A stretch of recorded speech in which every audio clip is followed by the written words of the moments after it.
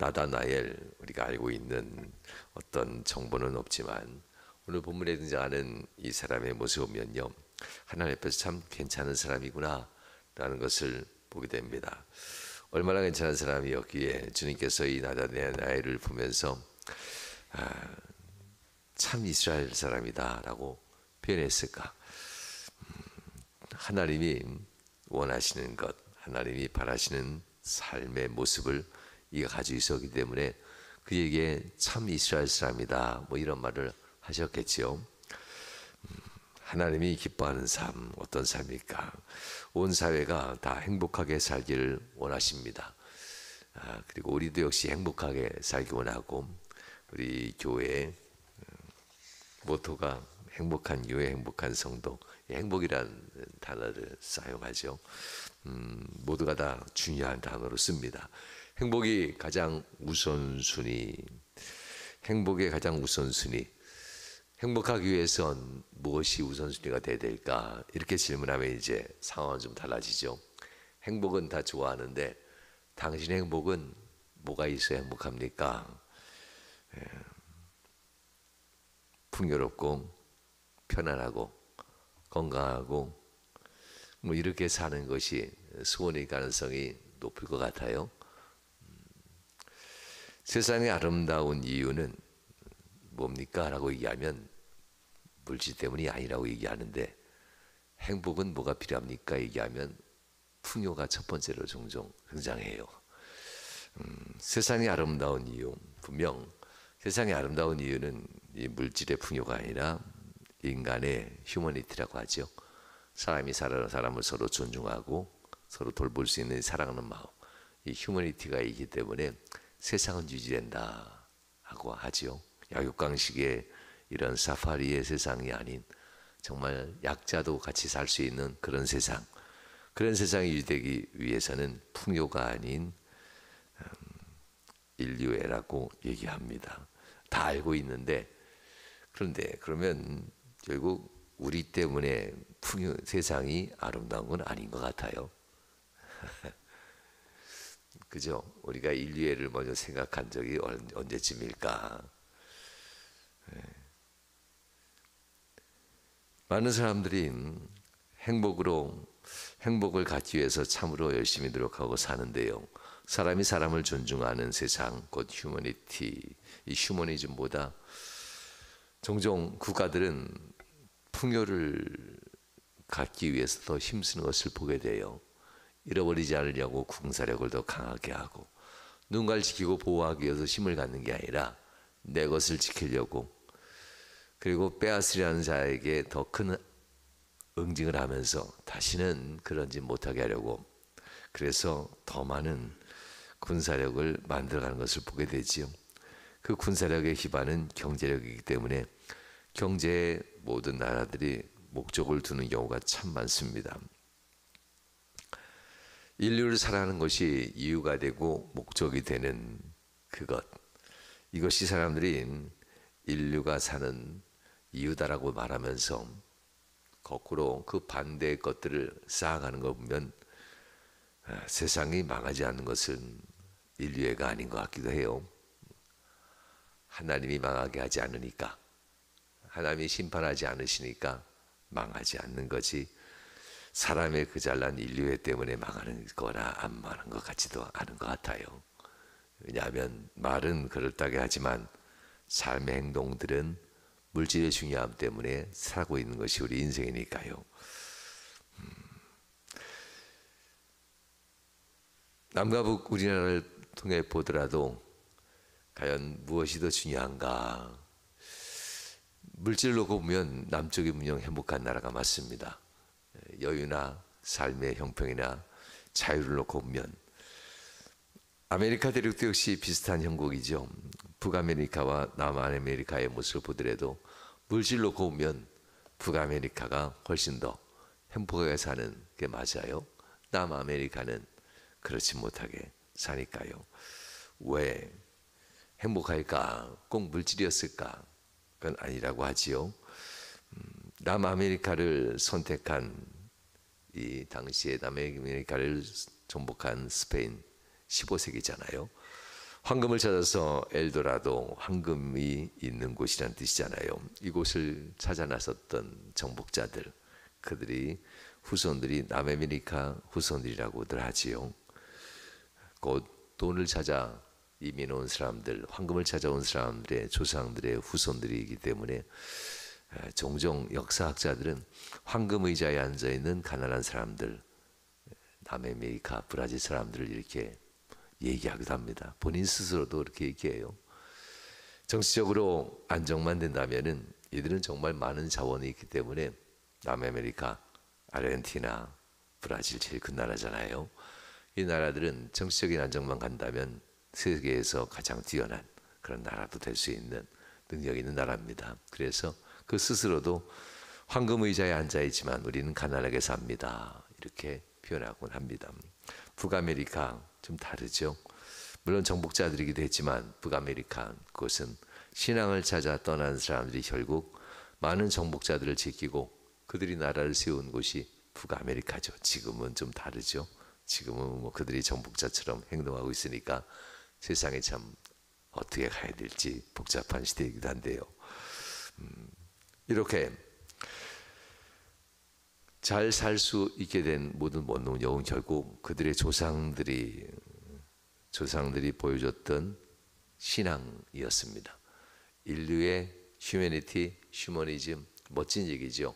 그러나 그 기반 안에는 신앙이 있었다는 사실들.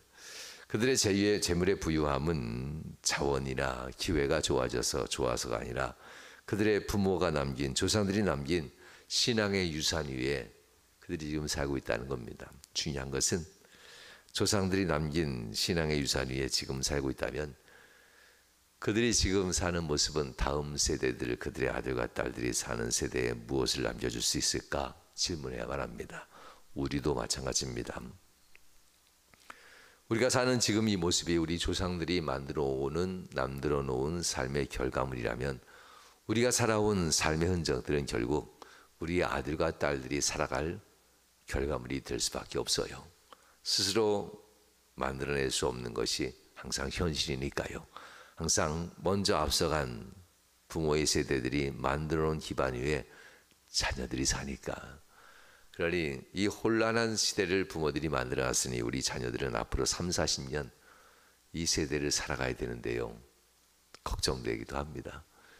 자녀들의 숙제가 아니라 우리들이 만들어 놓은 시대를 자녀들이 사는 거예요.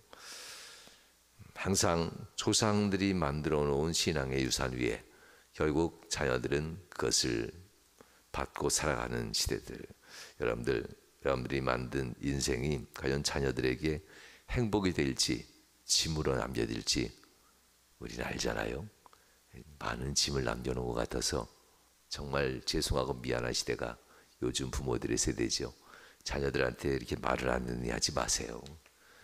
우리의 부모들의 성실함과 정직함으로 세운 나라에서 우리는 돈 좀 벌었지만 지금 우리가 살아가는 이 나라는 성실함과 정직함이 아닌 기회를 잡으면 어떡하든지 내 것을 만들어버리는 그런 시대에 살고 있기 때문에 우리 자녀들이 우리 만든 이 세상에서 앞으로 또 어떻게 살아갈지, 정직함과 성실함으로 우리가 신앙심을 잘 가졌다면 우리 자녀들은 그렇게 만들어진 시대에서 우리처럼 작지만 기회도 얻었을 것이고, 그리고 좀 어렵지만 많은 공평한 가운데 살았을 겁니다. 요즘 아이들은 때로는 풍성하지만 그렇지 못한 모습 때문에 많이 불행하잖아요. 이 모습을 보면서 아이들이나 사회적 문제 이렇게 하는 것이 아니라 우리들이 살아온 결과물에서 아이들이 산다, 이렇게 평가하는 게 맞습니다. 신앙을 그렇게 유산으로 물려받은 사람들은 결국 신앙을 유산으로 물려주게 되고, 그리고 그들은 삶 가운데 진정한 행복한 것을 얻게 되는 인생들. 이것이 성경에 나와 있는 믿음의 선진들의 이야기입니다. 그래서 믿음의 선진들은 항상 자녀들에게 유산을 물려주기 전에 해야 될 것이 있어요. 신앙의 유산. 네가 나의 신앙의 유산을 물려받는 나의 장자인가? 꼭 질문합니다. 신앙의 유산을 물려받지 않은 자라면 장자로서의 직분도 감당하지 않죠. 그러면 결국 신앙의 유산을 물려받는 이가 축복의 유산도 물려받게 되는 것, 이것이 바로 성경이 우리에게 가르쳐주는 말씀입니다. 예수님께서는 이 은혜를 가르치려고 우리에게 왔습니다. 이 땅에서 세상의 유산이 아닌 신앙의 유산을 가져야 우리 인생이 진정 행복하다는 사실들, 오늘 말씀 속에서 요한복음 1장 말씀 참 빠르게 진행되죠. 다른 복음서에 비해서 주님은 바로바로 제자들을 부르시고 이 말씀을 진행한 것을 보게 됩니다. 베드로도 부르시고 안드레도 부르시고 그의 친구들도 다 부르시고 뭐 이렇게 부르는 장면들이 앞에 나오고요. 그 다음에 오늘 본문 43절은 빌립을 부르는 장면이 나옵니다. 빌립도 베세다 사람, 곧 갈릴리 사람이라는 뜻입니다. 안드레와 베드로 그와 한 동네 사람이었으니 안드레, 베드로 그리고 야고보, 요한, 이들이 다 한 동네 사람이었을 거라는 것을 보게 됩니다. 빌립도 마찬가지고요. 그리고 또한 동시대에 같은 동년배 한 시대에 살았던 사람 나다나엘도 역시 한 시대 사람이고요. 우리가 알고 있는 가버나움의 레위, 마태라고 하는 레위도 역시 한 시대 같은 동네 사람이고요. 그러니 주님께서는 친구들을 참 많이 부르신 것 같아요. 비슷한 동년배들을요. 그런데 사는 모습은 좀 달랐습니다.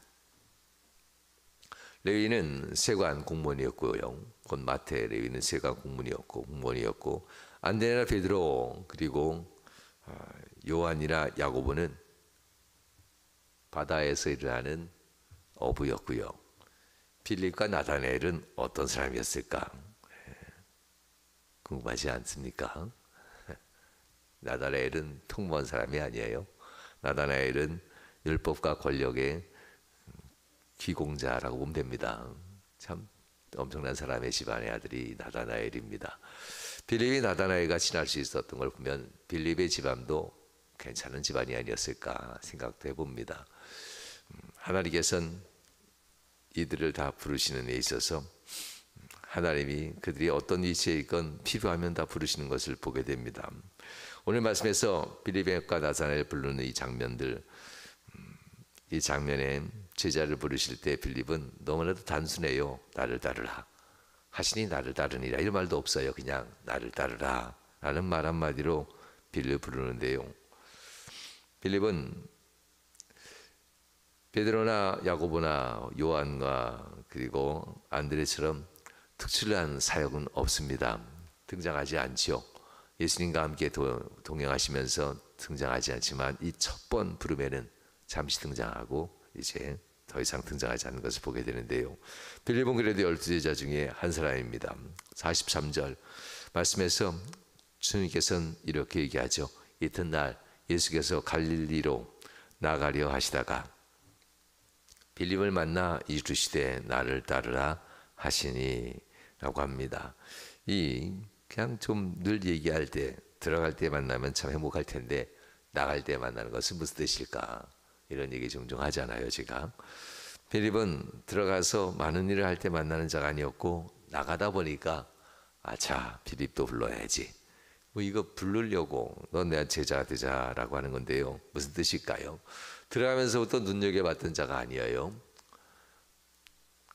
가까이 하다 보니까 괜찮은 사람이구나, 나가다가 부르게 되는 이 장면들, 여러분들, 그러니 하나님 앞에서 우리는 언제든지 부름받을 수 있습니다. 특출한 사람은 아니어서 그가 처음 볼 때부터 베드로야 내가 네 배를 빌려서야 되겠다 하면서 베드로와 이 관계를 특별하게 만들어가는 그런 사람은 아니었지만, 그러나 예수님께서는 이 빌립을 불러냅니다. 처음은 아니었지만 나중에 점점점 좋아지는 사람, 그들의 현재나 외모를 보지 아니하시고 점점점 좋아지는 이 모습을 보는 주님의 모습을 보게 됩니다. 이것을 놓고 이제 희망을 본다, 미래의 가능성을 보시는 주님이라고 표현합니다. 지금은 우리가 철없어 보이지만 미래의 가능성을 보시고 우리를 부르신다라는 이야기죠. 그러니 교회에서 저런 처치도 예수를 믿나 이런 마음 가지거든 주님께서 미래의 가능성을 보시고 불렀나 보다, 이렇게 생각하시면 됩니다.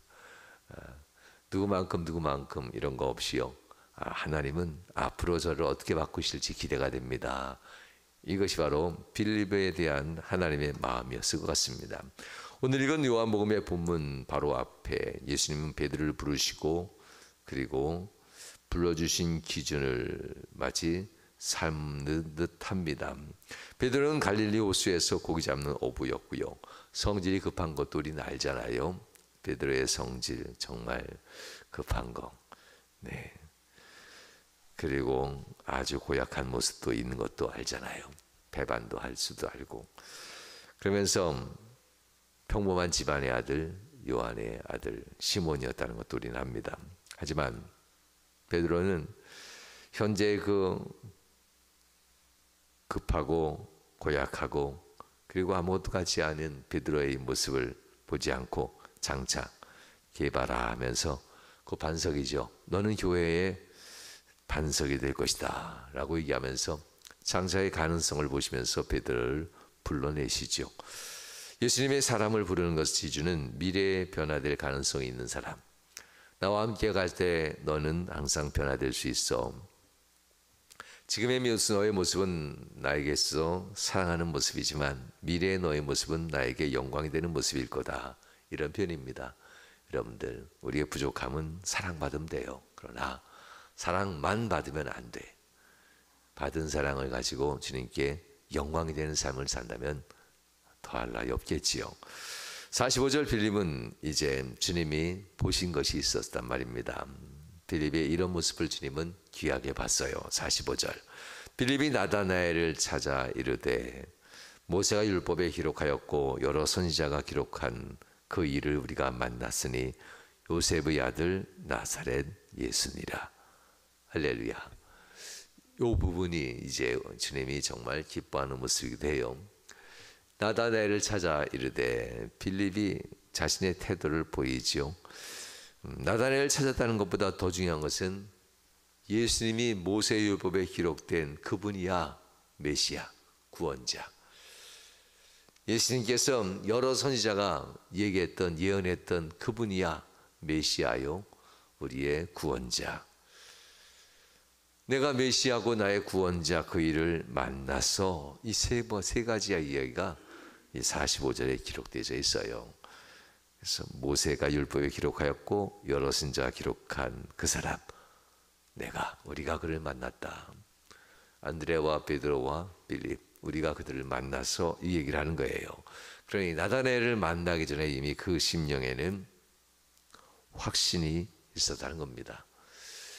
빌립은 예수님을 만나고 예수님과 함께 동행하면서 그분이 바로 성경에 기록되어져 있는 바로 메시아, 나를 구원하실 나의 구원자, 선지자가 예언했던 그분, 이미 그는 확실하게 알았다는 것.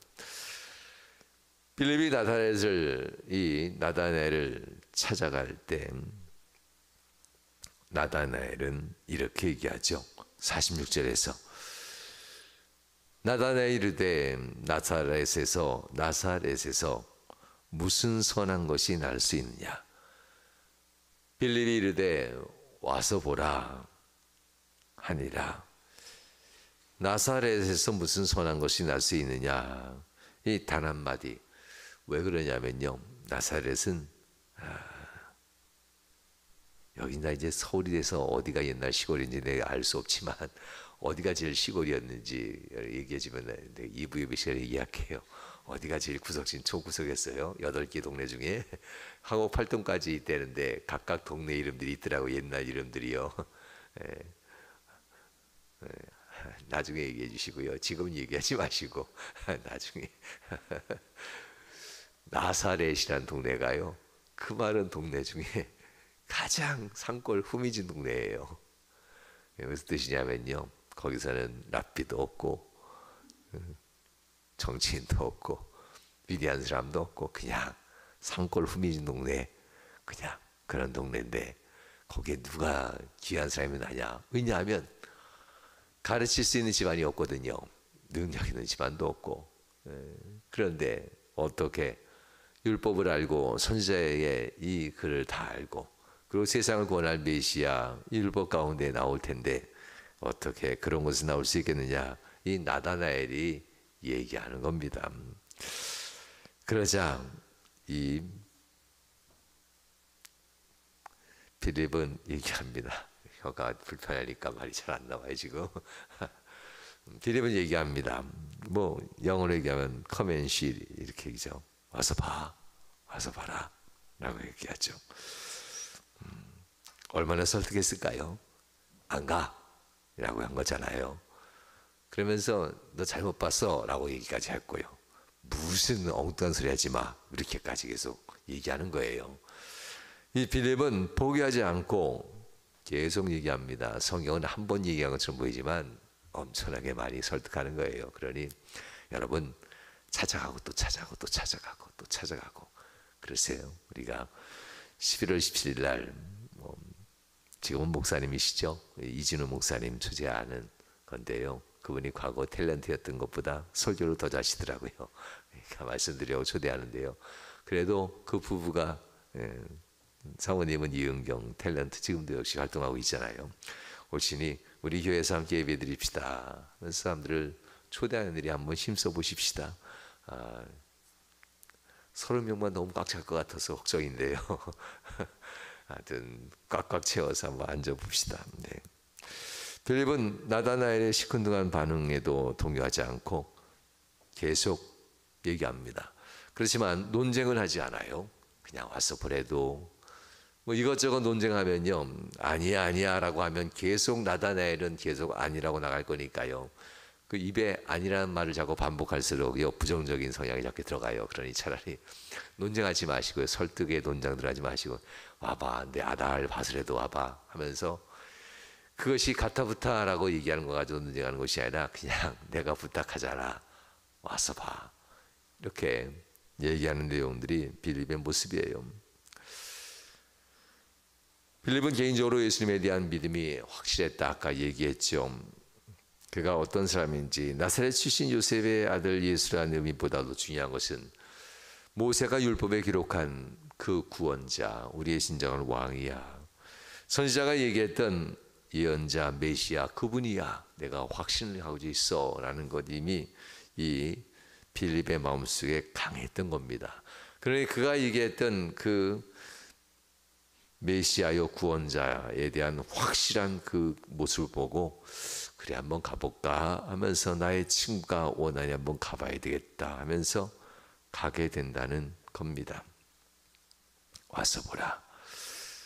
예수님에 대한 구구한 설명이 필요 없고 한번 와서 보자, 만나보자, 가보자. 교회 오면 성도 여러분 생각보다 많은 것이 돼요. 교회 오기 전에 설명을 잘 해줘야 될 것처럼 보이지만 실제로 설명 안 해주는 게 오히려 더 교회에 와서 예수님에 대한 설명만 안 해줘도 교회 와서 신앙생활 오히려 더 잘하는 경우가 있어요. 괜히 말싸움하면서 억지로 끌고 오지 마시고 그냥 좋은 모습 보이면서 데려오는 것이 훨씬 더 낫습니다. 이렇게 우리는 가까운 분들에게 빌립처럼 논쟁하지 않고 일단 확신과 믿음을 가지고 와서 봐라. 날 위해서 정말 봐라. 내가 부탁하잖아 하면서 끊임없이 누군가에게 전도하는 것이 중요한 것 같습니다. 여러분들도 빌립과 같이 확신을 가진 그리스도인, 그 그리스도인이 되셔서 누군가에게 복음을 전하는 그러한 성도 되시길 주님으로 축원합니다. 이제 빌립은 나다나엘에게 예수님은 어떤 분인지는 자세히 설명하지 않았지만 그렇지만 확신을 가지고 나다나엘을 전도하고 그를 움직이게 합니다. 그가 예수님께 가까이 오자 예수님은 47절 말씀합니다. 이렇게 얘기하죠. 예수께서 나다나엘이 자기에게 오는 것을 보시고 그를 가리켜 이르시되 보라 이는 참으로 이스라엘 사람이라 그 속에 간사한 것이 없도다. 할렐루야. 참 흥미로운 말이지요. 예. 보라 이는 참으로 이스라엘 사람이라 참 이스라엘이라는 표현을 썼잖아요. 예수님께서 부르시는 이 모습 속에서 이렇게 칭찬하는 사람은 없었습니다. 뭐 아무런 만남도 없었는데 조금이라도 이유가 있어야 이만한 믿음, 이만한 믿음, 이만한 믿음이란 표현을 쓰는데, 예수님께서는 나다나엘을 보자마자 그가 오는 것을 보시고 이미 그 속에 간사한 것이 없다라고 해요. 그 속에 그러면 뭐가 있었을까? 신앙심. 참 이스라엘이라는 것 안에 답이 있습니다. 간사한 것이 없으니 그 안에 신앙심이 들어가 있다. 이스라엘 하나님께로부터 약속받은 사람 야곱을 얘기하고, 약속받은 야곱은 곧 아브라함의 약속을 얘기합니다. 하나님의 언약, 내가 나를 따라오라 라는 이것, 내가 나를 따르라 라는 이것, 갈 바를 알지 못하지만 주님이 나를 따르라 하니까 쫓아 나섰던 야곱의 이 모습, 또한 아브라함의 모습, 그리고 하나님께로부터 말씀을 따라가는 그들이 곧 하나님이 언약이라는 것을 주고, 내가 내게 하늘의 별과 같이 이 땅의 모래같이 너의 자손들을 많게 복을 줄 거다. 너를 축복한 자에겐, 너를 복을 빌어준 자에겐 복을 내릴 것이고, 너를 저주한 자에게 내가 저주하리라. 이런 말씀이 있었죠. 그래서 하나님을 쫓는 사람, 세상의 복이 아닌 하나님이 내려주는 복을 따라가는 사람, 하나님과 함께 동행하는 인생을 사는 사람, 하나님의 인도하심을 바라는 사람, 이것이 참 이스라엘이라고 표현합니다. 그가 참 이스라엘 사람이라. 그리고 그 외에 다른 것들이 없도다. 세상에 주는 것, 세상의 기회, 세상의 것들 소유하고자 하는 그런 마음이 그에겐 없다라는 거지요. 참 흥미로운 이야기입니다. 여러분들, 세상을 행복하게 만드는 것은 과연 어떤 사람일까? 간사함이 없는 사람이겠지요. 우리의 자녀들에게 다른 사람은 어떻게 할지 모르지만 우리 스스로라도 먼저 이런 간사함이 사라지고, 그리고 우리가 가진 우리 안에 참 신앙인의 모습을 소유하고 살아간다면 작게나마 우리 자손들에게 그만큼은 아름다움을 물려주지 않겠는가 생각해 봅니다. 항상 외모를 보시는 것이 아니라 결국 그 안에 어떤 마음을 품고 있는가, 주님께서는 그 마음의 가능성을 보신다는 이야기가 본 말씀입니다. 사실 나다나엘이 예수에 대하여 처음 듣자마자 나사렛 출신이라며 그에 대해서 얘기하면서 무슨 선한 것이 나올 수 있겠는가, 이런 모습을 주님이 보셨다면 어떠셨을까? 주님은 이 모습을 알면서도 오히려 위선이나 가식, 자기를 높이기 위해서 쓰는 언어가 아니라 솔직한 성품, 이 솔직한 성품, 내가 더 잘 알아, 지혜로 따지면 내가 더 높아, 이런 걸 위해서 나사렛에서 무슨 선한 것이 날 수 있겠는가, 나겠는가 하는 그런 교만한 자세가 아니었다는 사실을 주님은 너무나도 잘 압니다. 그렇기 때문에 주님께서는 그의 성품, 깨끗한 성품을 높이 사셨던 겁니다. 나다나엘이 바로 그런 사람, 진리와 진실을 찾고자 치열하게 말씀 붙들었고 세상의 진리를 전하려고 정말 발버둥 치듯 기도했던 사람, 그가 바로 나다나엘이었다는 이야기지요. 그래서 깜짝 놀란 나다나엘이 48절 예수님께 묻습니다. 나다나엘 이르되 어떻게 나를 아시나이까? 예수께서 대답하여 이르시되 필립이 너를 부르기 전에 내가 무화과 나무 아래에 있었을 때에 보았노라. 할렐루야. 주님이 알쏭말쏭 이런 말씀 참 많이 하십니다. 도대체 무화과 나무 아래에서 봤다라는데 뭐 때문에 그걸 얘기하시나? 어떻게 나를 아시나이까? 그랬더니 너는 무화과 나무에 늘 있지 않느냐, 이렇게 대답하는 겁니다. 여러분, 무화과 나무에서 뭘 했을까요? 낮잠 자지는 않았을 것 같고요. 무화과 나무에서 뭘 했을까요? 여러분들, 빌립이 너를 부르기 전에 내가 무화과 나무 아래에 있을 때에 보았노라. 시간을 정해놓고 그는 무화과 나무 아래에서 그만이 하는 것이 있었다는 거지요. 주님께서는 그는 참 이스라엘 사람이라고 얘기하면서 간사함이 없도다 라고 하고 칭찬하면서 무화과 나무 아래에 있는 것과 관계가 있다고 합니다. 무화과 나무 아래에서 있었던 그가 시간을 구별했고 장소를 구별한 이유는 오직 한 가지, 나밖에 모르는 장소인데 주님이 어떻게 하셨을까? 나밖에 모르는 장소인데 어떻게 하셨을까? 말씀의 묵상과 기도로 삶을 성찰하는 자리, 바로 무화과 나무 아래 자신만의 공간이었습니다. 모든 사람들은 모르는데 주님은 어떻게 하셨을까? 아시죠? 하나님인데. 무화과나무 아래에서 그는 늘 말씀을 붙잡았고 기도로 깊은 삶을 성찰하는 인생을 살았습니다. 기도의 자리, 말씀을 묵상하는 자리가 바로 무화과나무 아래입니다. 자기 자신에 대한 성찰하는 자리, 세상을 위해서 기도하는 자리, 말씀을 듣는 자리였습니다. 우리를 불러주시는 주님의 음성을 듣기 위해서 우리도 역시 나다나엘과 같은 무화과나무 자리를 하나쯤 가지면 좋겠습니다.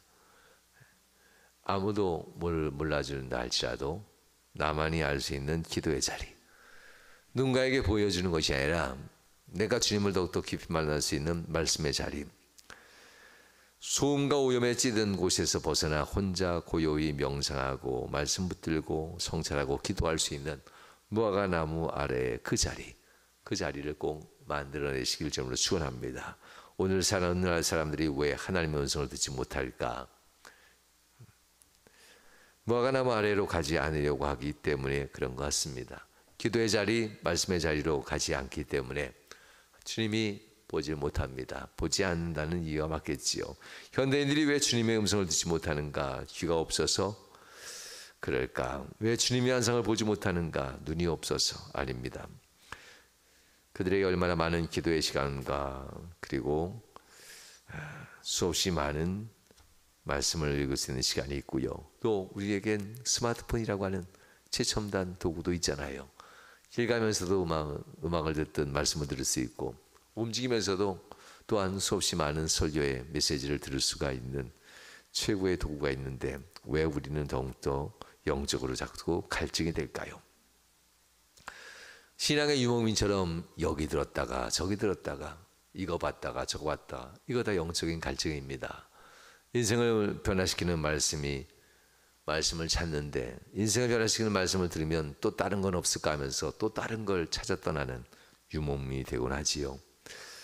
사랑하는 성도 여러분, 나다나엘에게 주님께서는 얘기합니다. 모든 것을 멈춘 너, 무화과나무 아래에서 있는 너, 그리고 이곳에서 붙들었던 그 말씀, 그리고 바라봤던 기도의 모든 제목들 내가 이제 이루어 줄 거다라는 겁니다.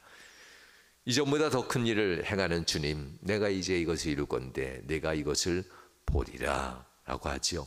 49절 말씀, 나다나엘이 주님을 향한 고백이 하나 나옵니다. 나다나엘이 대답하되 라피여, 당신은 하나님의 아들이시요 당신은 이스라엘의 임금이로소이다. 도대체 중간에 대화가 뚝뚝 끊어져 있어가지고 무슨 대화를 했는지 알 수가 없는 듯하지만 그러나 전체를 연결하면 단 한 가지입니다. 얼마나 기도했으면 단번에 알아봤을까? 얼마나 무화과나무 아래에서 이 땅을 구원할 메시아, 이 땅을 구원할 구원자, 참된 임금 다윗의 자손에서 오실 진정한 임금을 하나님은 보내신다는데 하면서 율법을 통해서 말씀을 붙들고 기도했고 선지자의 예언서들을 통해서 하나님 앞에 간절히 기도했던 이 나다나엘이 주님 앞에서 주님이 나다나엘을 만나면서 네가 참 이스라엘 사람이구나 라고 얘기할 때 그가 기도했던 내용을 이야기하는 거였어요. 그가 기도했던 내용들, 네가 바라고 간절히 구했던 것이 이거였구나 하면서 주님이 얘기하는 순간입니다. 그것을 무화과나무 아래에서 끊임없이 했지 않느냐. 그럴 때 나다나엘은 깨닫고 당신은 하나님의 아들이십니다. 그리고 하나님 앞에 주님 앞에 당신은 이스라엘의 임금입니다. 이 땅의 구원자입니다 하며 무릎 꿇는 장면입니다. 성도 여러분, 우리의 신앙 고백, 이 신앙 고백 위에 주님은 항상 은혜의 약속을 줍니다. 나다나엘처럼 무화과나무 아래에 머물듯 기도하고 말씀 붙드는 이들이 주님께로부터 응답도 받을 수 있다는 이야기입니다. 다시 어디로 가자고요? 무화과나무 아래로. 다시 무화과나무 아래에서 우리의 기도했던 그 시절, 우리가 말씀 붙잡았던 그 시절로 다시 가야, 그래야 우리는 주님과 함께 동행하고 승리할 수 있습니다. 예수님께서 나다나엘에게 50절 51절에서 이렇게 얘기합니다. 예수께서 대답하여 이르시되 내가 너를 무화과나무 아래에서 보았다 하므로 믿느냐? 이보다 더 큰 일을 벌이라. 또 이르시되 진실로 진실로 너에게 이르노니 하늘이 열리고 하나님의 사자들이 인자 위에 오르락내리락 하는 것을 보리라 하시니라. 예수님이 미래의 하늘과 땅, 하나님과 인간 사이를 잇는 사다다리가 되신다는 말씀이고요. 정말 십자가에서 이것을 이루시지요. 나다나엘이 무화과나무에 있는 것 예수님이 보았기 때문에 나다나엘이 예수님을 믿었다 이렇게 표현합니다. 그가 간구하고 소원하는 것이 내가 너를 네가 간구하는 소원대로 내가 세상에 그렇게 왔고 이룰 자야 라는 이런 이야기입니다. 사랑하는 여러분, 미래에 더 크고 더 놀라운 일들이 너는 보게 될 거야. 주님의 약속들이 계속 진행되죠. 무화과나무 아래에 있을 때 가능합니다. 항상 말씀 붙들고 기도하는 자리를 절대 놓치지 마시길 주님으로 축원합니다. 여러분 모두가 바쁘고 복잡한 삶 한가운데 살아가고 있을 겁니다. 잠시 일손을 멈추고 다시 무화과나무 아래로 들어갈 수 있기를 주님으로 축원합니다. 화곡동 사거리 정말 크더라고요. 거기까지 갔다 오는데 한 2-3천 보가 되는 거 보면 가까운 거리는 아니에요. 차가 있어 그렇지. 옛날 같은 옆 동네잖아요. 옆 동네까지 가는데 10분씩 20분씩 걸리잖아요.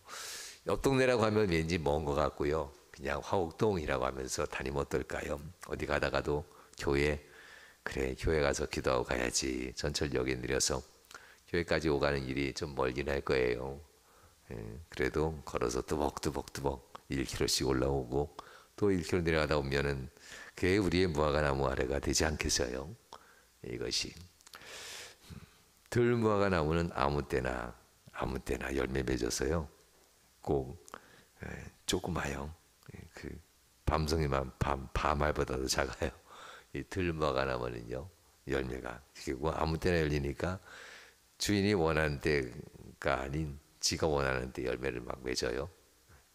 그렇게 되지 마시고 이왕 되려면 참무화과나무. 지금 이제 무화과가 막 소출할 때잖아요. 주인이 정한 때, 주인이 섭리하는 때, 이걸 따라서 순종하는 그리스도인이 돼야 돼요. 내가 원하는 때, 내가 바라는 때가 아니라 주인이 원하고 주인이 계획한 때, 섭리하는 그때. 하나님께서는 여러분의 삶 한가운데 잠시 일손을 멈추고 모두가 다시 무화과나무 아래로 들어가는 그런 그리스도인이 되기 원하십니다. 그곳에서 하나님 우리에게 주신 현재 내가 아닌 미래 하나님이 사용하실 나를 보게 하실 것이고요. 현재 화곡동이 아닌 화곡동 교회가 아닌 미래의 화곡동 교회가 어떻게 바뀔 것을 그곳에서 여러분에게 보여주실 겁니다. 그 자리에 역사가 있고 능력이 있습니다. 말씀하십니다. 예수님을 만남으로 우리에게 미래가 열리게 된다는 것 우리 이미 알고 있습니다. 매일같이 주님을 만남으로 우리가 오늘도 무화과나무 아래에서 이 예배의 자리, 기도의 자리, 찬양의 자리, 은혜의 간구가 있는 이 자리를 정말 소중하게 여기시고 주님 내 인생의 참된 목적, 내 생각대로가 아닌 하나님이 섭리하는 목적을 발견하게 해달라고 그렇게 기도하는 은혜의 자리가 되시길 주님으로 축원합니다. 기도하시겠습니다.